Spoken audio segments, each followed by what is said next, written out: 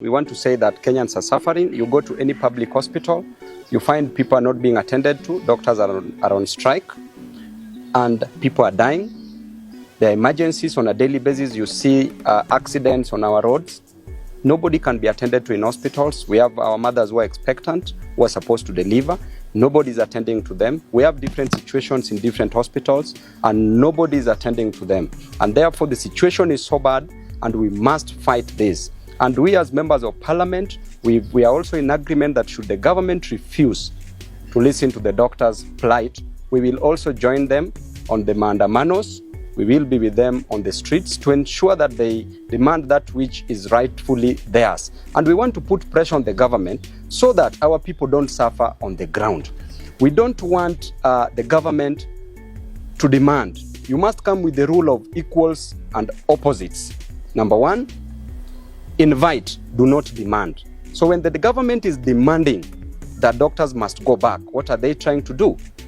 And number two, when you push, we means the KMPDU, doctors and members of parliament, when you push as the government, we will push. When you pull, we will resist. When you demand, we will refuse. And when you insist, we will turn you down. We want this defunct government to move with speed. The president should not leave the country when there's a serious crisis, when people are dying. The health ministry is unhealthy. The health ministry is sick. The country is sick. And therefore, as a result of that, we have come up with an impeachment motion. We are going back on Tuesday to Parliament. And this is the letter that we've sent to the clerk of the National Assembly so far on an impeachment motion that we want to impeach the Cabinet Secretary for Health, Nakumicha, and we want her to continue staying at the funerals where she's enjoying staying instead of meeting the doctors and doing her job.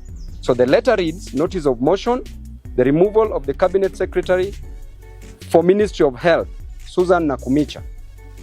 Pursuant to Article 152(6) of the Constitution, as read with Standing Order 66, I wish to notify you of the intention to move a special motion for removal of the Cabinet Secretary for Health from office on two grounds, namely, number one, gross violation of Articles 26(1) and 43(1)(a) of the Constitution, which provides for the right to the highest attainable standard of health respectively, and two, incompetence.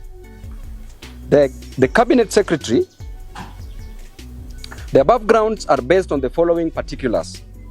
The Cabinet Secretary has failed to appreciate the seriousness of the strike and has failed to provide a lasting solution to settle the demands of the medics, including hiring of trainee doctors and payment of salary arrears.